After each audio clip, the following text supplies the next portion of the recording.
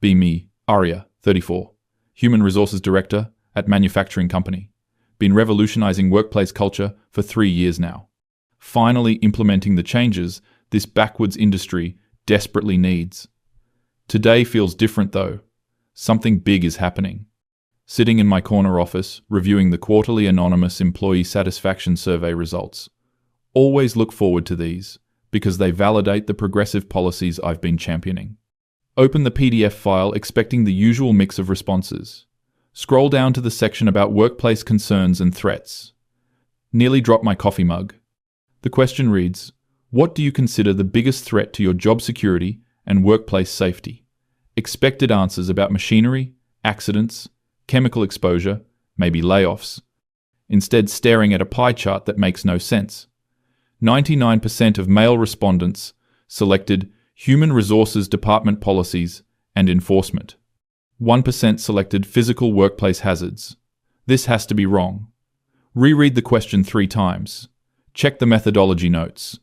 Sample size: 847 male employees across all departments. Response rate: 94%.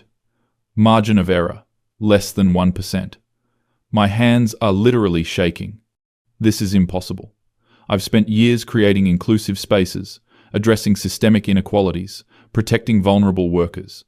How could they see my department as threatening? Clearly, there's been some kind of error in data collection. Immediately call Maverick from IT. He helped design the survey platform. Maverick, I need you to double-check the survey results. There's obviously been a mistake. What kind of mistake, Arya?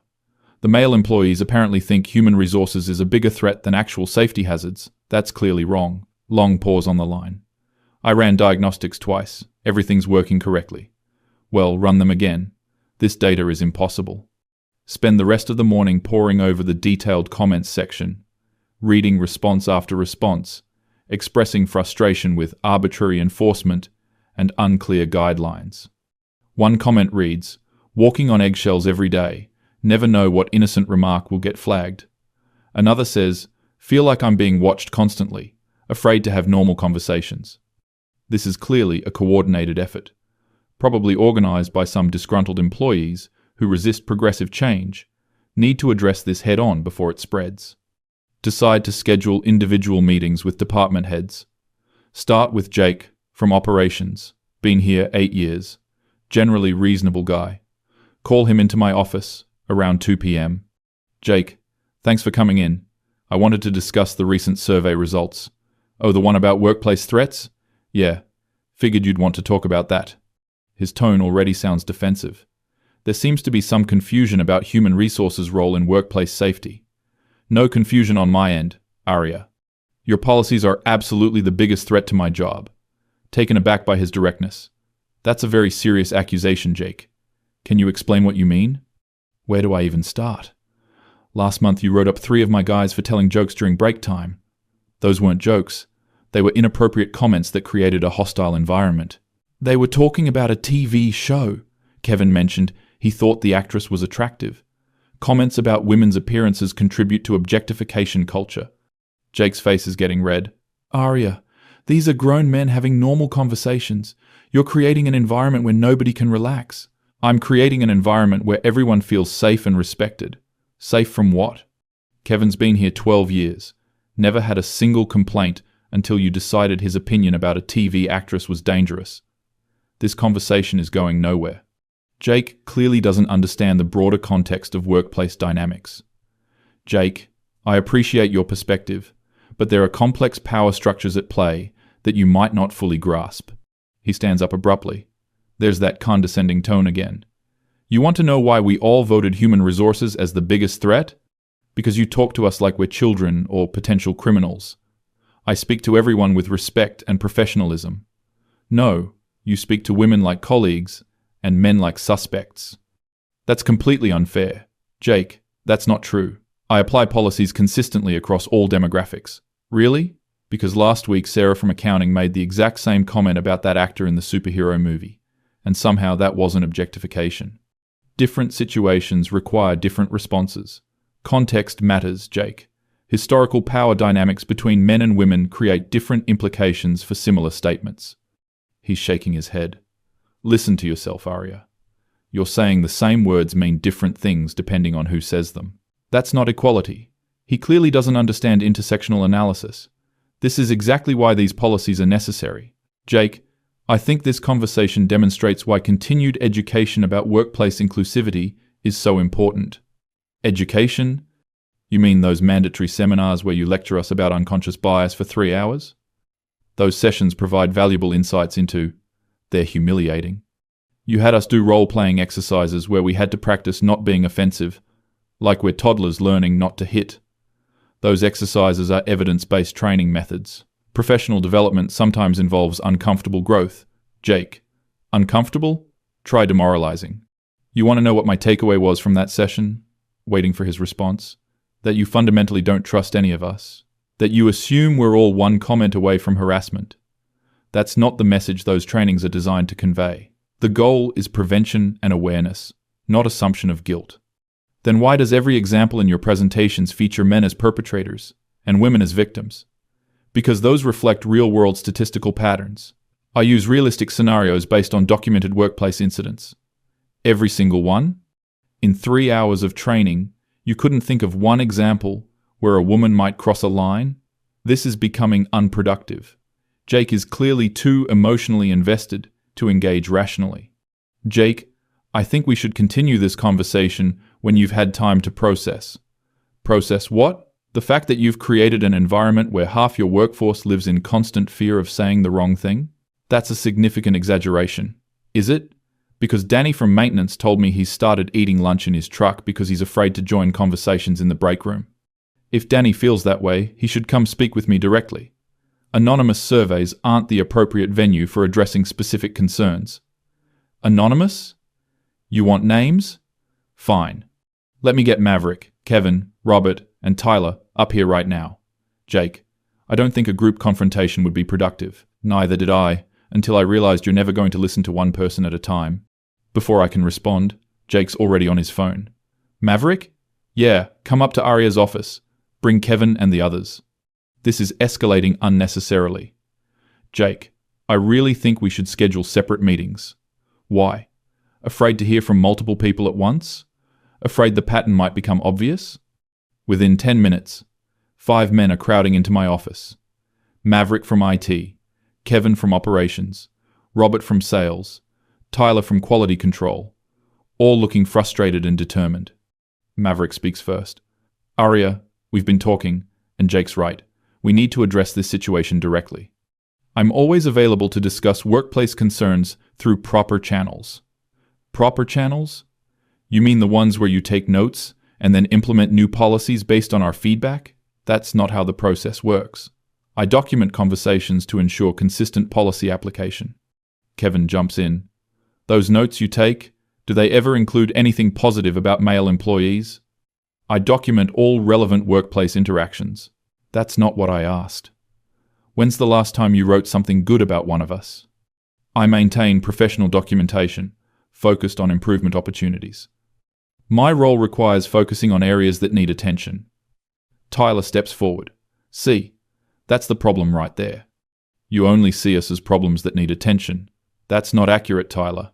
I work with all employees to maximize their potential. When? When do you work with us? Because every interaction I've had with you has been about something I did wrong. Professional development often involves corrective guidance. Growth requires acknowledging areas for improvement. Robert, who's been quiet, finally speaks. Arya, do you actually like men? That's an inappropriate question. My personal feelings are irrelevant to professional policy implementation. That's not a no. My job is to ensure equitable treatment for all employees, regardless of personal preferences. Maverick shakes his head. Listen to yourself. You can't even say you don't dislike us. I treat everyone with equal professionalism. Equal? Really? Because when Jennifer from Human Resources Planning made that comment about the UPS driver being attractive, you laughed and said, I know, right? Different contexts require different responses. Workplace dynamics involve complex interpersonal factors. Kevin's getting visibly angry. Stop deflecting. Just admit you have different standards for men and women. I apply policies consistently within appropriate contextual frameworks. contextual frameworks? Just say, double standards. ARIA. That's a fundamental misunderstanding of how systemic inequalities function. Historical power imbalances require nuanced approaches to achieve true equity.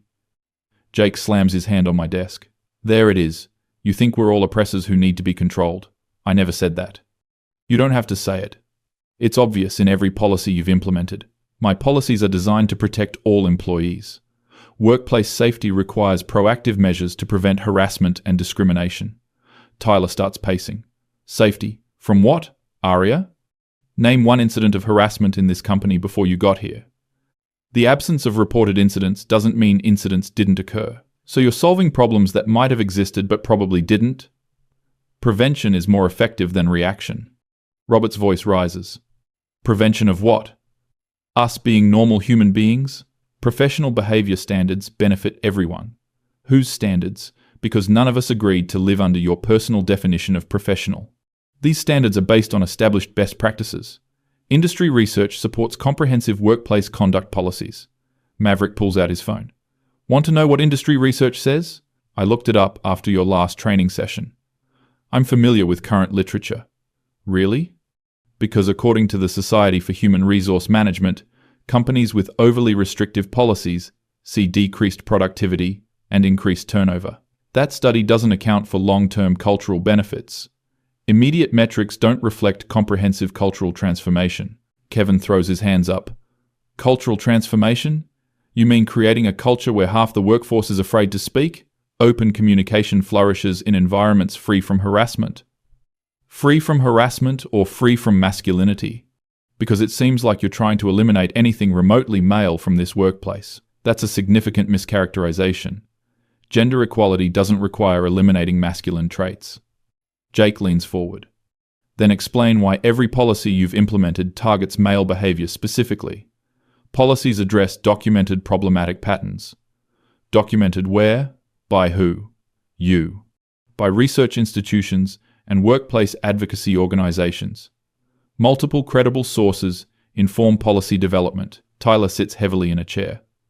Aria, do you realize that you've never once admitted you might be wrong about anything? I'm always open to constructive feedback. No, you're not. Every time we explain how your policies affect us, you explain why we're wrong to feel that way.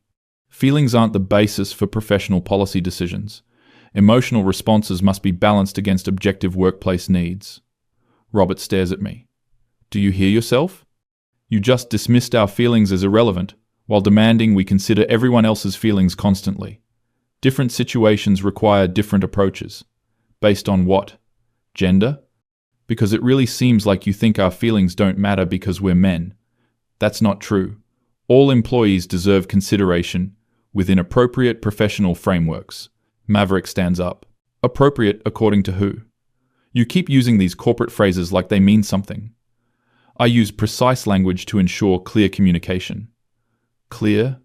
Nothing you say is clear. It's all buzzwords designed to avoid admitting you just don't like us.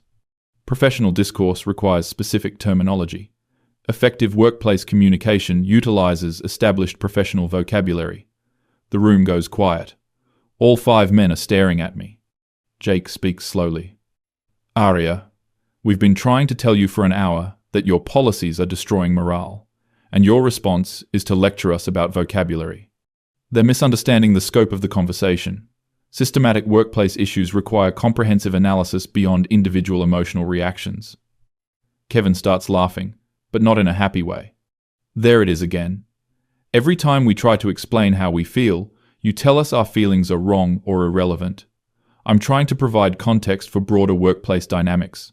No, you're trying to avoid admitting that maybe, just maybe, you've made some mistakes. Tyler looks exhausted. Aria, can you name one thing you've done wrong since becoming Human Resources Director? That's not how continuous improvement works. Professional growth involves ongoing assessment rather than binary success-failure evaluations. That's not an answer. Can you name one mistake you've made? I continuously evaluate and refine approaches based on emerging best practices. Robert shakes his head. She literally cannot admit fault. Not even a small one. My role requires confident leadership in implementing necessary changes. Confident leadership or stubborn refusal to listen? There's a difference between confidence and stubbornness. Effective leadership sometimes requires maintaining position despite opposition. Maverick looks around at the others. Guys, this is pointless. She's never going to change. Change isn't always necessary when approaches are evidence-based. Evidence-based? What evidence? The survey that shows 99% of us consider you a threat? That survey reflects resistance to necessary progress. Initial resistance to progressive policies is well documented in change management literature. Jake stands up. And there it is. When presented with overwhelming evidence that your approach isn't working, you dismiss it as resistance to progress. Transformational change often encounters initial pushback. Initial. Arya, you've been here 3 years. This isn't initial anything. They're clearly not ready for productive dialogue. Perhaps we should schedule follow-up meetings when everyone has had time to reflect. Kevin laughs harshly. Reflect? You want us to reflect on why we're wrong to dislike policies that make us miserable? Self-examination can provide valuable insights. Into what? How to better accept being treated like potential criminals? This conversation is going in circles. They're too emotionally invested to engage rationally with systemic issues. I think we should table this discussion for now. Tyler stands up. Of course you do. Anytime we try to explain our perspective, you shut it down. I'm not shutting anything down. I'm suggesting a more structured approach. Structured how? More forms to fill out? More training sessions where you lecture us about our unconscious bias? Robert heads toward the door. Come on, guys, she's never going to listen. I listen to all employee concerns. No, you hear the words, but you don't listen. There's a difference. I listen carefully to all workplace feedback. Listening means considering that you might be wrong. Arya, you've never once considered that possibility. As they file out, Maverick turns back. You know what the saddest part is? We used to like working here. The workplace is more equitable now than it's ever been. For who? Because it's definitely not better for us. Equity benefits everyone in the long term. After they leave, I sit alone in my office, reviewing the conversation. Clearly, there's significant resistance to progressive change. This is exactly why strong leadership is necessary during cultural transitions. Transformation is never easy, but it's essential for creating truly inclusive workplaces. Spend the evening researching change management strategies. Find several articles about overcoming resistance to diversity initiatives. One study shows that employee pushback often intensifies before acceptance occurs. This must be the intensification phase. Tomorrow, I'll implement additional training sessions. Maybe bring in an external consultant to help explain these concepts from a different perspective. Clearly, my internal efforts aren't translating effectively. Draft an email to the executive team recommending enhanced diversity and inclusion programming. Include data about the correlation between initial resistance and long-term cultural success. Emphasize the importance of staying committed to progressive policies despite temporary opposition. Review the survey results one more time. 99% of male employees considering human resources a threat clearly indicates deep-seated bias against progressive change. This level of coordinated resistance suggests systematic problems with male workplace socialization. We need to address these underlying issues through comprehensive intervention. Start planning a mandatory all-hands meeting about unconscious bias and resistance to change. Invite a speaker who specializes in helping men understand their role in workplace equity. Schedule additional one-on-one coaching sessions for department heads. The fact that they're so threatened by basic equality measures proves how necessary this work is. Their emotional reactions demonstrate exactly the kind of defensive behavior that perpetuates systemic inequality. If anything, today's conversation confirms that current policies aren't strong enough. Make a note to research more robust accountability measures. Maybe implement peer feedback systems where employees report problematic behavior. Consider mandatory mentorship programs pairing male employees with female colleagues. Check my calendar for tomorrow. 3 meetings with female employees who've expressed appreciation for the inclusive environment. Their positive feedback confirms that these policies are working for the people who need protection most. The survey results are clearly an anomaly, possibly the result of organized resistance from employees uncomfortable with progress. Real change takes time, and temporary opposition is expected. To end the day feeling confident about the path forward. Sometimes, leadership means staying the course, despite criticism. These men will eventually understand that these changes benefit everyone. They just need more time and education to overcome their unconscious biases. Tomorrow will bring new opportunities to advance workplace equity. Their resistance only proves how much this work is needed.